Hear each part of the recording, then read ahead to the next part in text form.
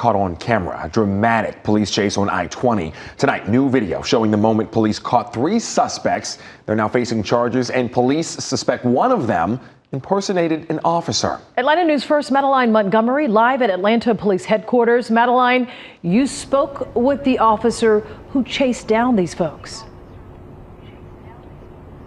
That is correct. I spoke with Sergeant Andrew Fincher, and he has a really long career in law enforcement. He was telling us all kinds of stories, but he says that these arrests certainly stick out.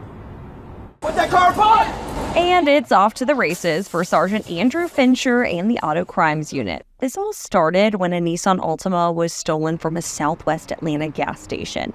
In 2023, we had over 5,000 vehicles taken. Our unit works very diligently to recover these vehicles. An officer spotted the Nissan a few miles away at the West End Mall.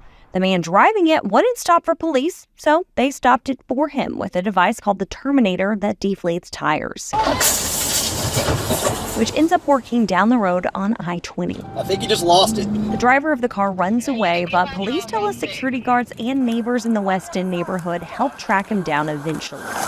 Police identify him as 22-year-old John Travis Jones. He's charged with theft by receiving, They're running across the interstate. fleeing and eluding, and obstruction. And he's not the only one in trouble. All 3 of the individuals in the car had a multi-cycle criminal history. The female passenger was actively wanted by a neighboring jurisdiction for shoplifting. The male passenger in the car initially lies to police about his name, My girl is getting wild. My name is Marcus Brown. but a portable fingerprint ID scanner tells officers something else. The male passenger was wanted by the Atlanta Police Department for aggravated assault. But more importantly, that was the individual that was subject to an investigation by our Homeland Unit for impersonating an Atlanta police officer. Hell no! I think our reactions in the video says it all. I mean, it was a win. Like, to catch a stolen car, to get 3 repeat offenders, and to get an individual that's preying on the public's trust. This story does not even stop there. The officers tell me that the female arrested is Jasmine Jones, and they say that they took her to Grady Memorial Hospital as a precautionary measure because the car that was stolen did wreck.